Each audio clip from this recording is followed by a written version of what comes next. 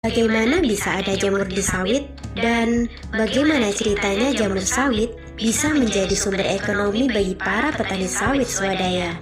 Mungkin Anda sudah tahu dan kenal baik jamur sawit, atau bahkan sudah mengkonsumsinya. Tapi mungkin karena sudah terbiasa, kita menjadi tidak terlalu perhatian terhadap jamur yang tumbuh subur di tandan kosong kelapa sawit ini. Padahal, bila diolah sedemikian rupa, maka jamur dari tandan kosong kelapa sawit ini bisa mendatangkan uang.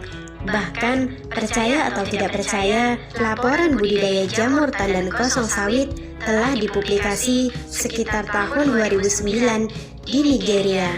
Dari berbagai sumber disebutkan ternyata jamur sawit bisa menjadi sumber kuliner, punya manfaat bagi kesehatan, serta mampu menghasilkan uang yang lumayan.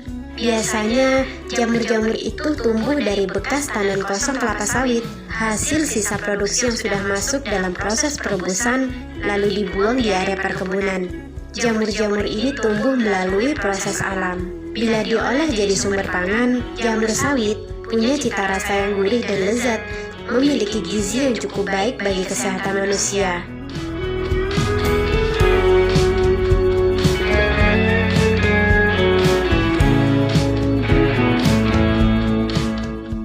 Jamur sawit juga mengandung vitamin B, C, dan D. Jamur sawit juga mengandung banyak asam amino yang baik bagi tubuh. Protein yang terkandung dalam jamur bahkan lebih banyak ketimbang yang bisa Anda dapatkan dari kacang merah. Tingginya protein dalam jamur ini dapat membantu menghancurkan sel kanker dalam tubuh manusia. Jamur sawit memiliki jumlah protein mentah lebih banyak dari jenis jamur lainnya. Memang, secara kultural, budidaya jamur di Indonesia menggunakan media jerami padi dan kapas. Padahal, substrat media jamur sebenarnya sangat banyak, seperti rerumputan, eceng gondok, daun pisang, ampas tebu, ampas aren, dan masih banyak lagi, termasuk tandan kosong kelapa sawit. Menurut Thierry Bufanamala, hasil produksi jamur dengan media sawit ternyata lebih tinggi dan lebih baik bila dibandingkan dengan jerami dan kapas. Penggunaan komposit 1:1 jerami dan tandan sawit lebih baik dibandingkan bahan tunggal jerami saja atau tandan sawit saja. Saat ini, beberapa tempat di Indonesia seperti Aceh, Lampung, Sumatera Selatan, dan Kalimantan sudah mulai mengusahakan jamur ini dengan media tandan kosong sawit. Tandan kosong sawit sendiri dapat diperoleh di pabrik sawit. Setelah mendapatkan tandan kosongnya, biasanya dihamparkan terlebih dahulu selama 4 hari untuk memberi kesempatan jamur berwarna oranye tumbuh sehingga kadar minyak berkurang. Tapi, tandan kosong yang dibiarkan lewat dari 20 hari, hasilnya kurang baik. Proses berikutnya adalah pencucian atau perendaman tandan kosong untuk menghilangkan minyak yang tersisa atau direndam semalaman dalam bak.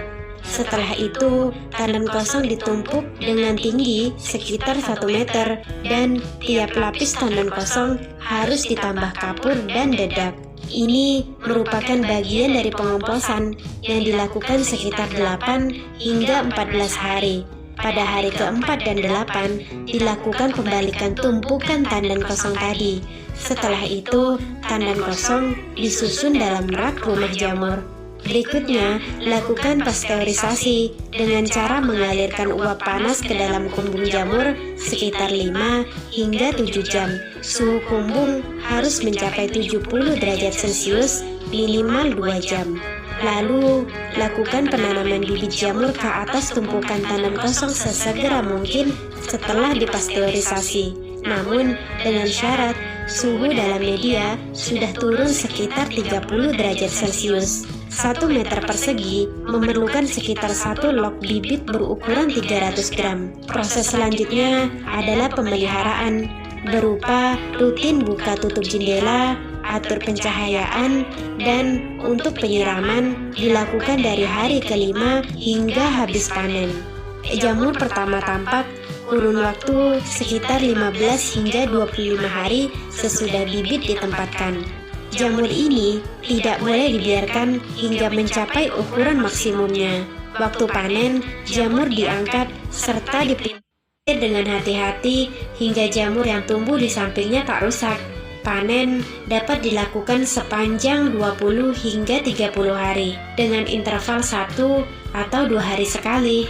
Saat ini, harga jamur sawit di pasar lokal di kisaran 16 hingga 17.000 per kilogramnya. Sementara untuk pasar Pulau Jawa bisa mencapai 25.000 per kilogramnya.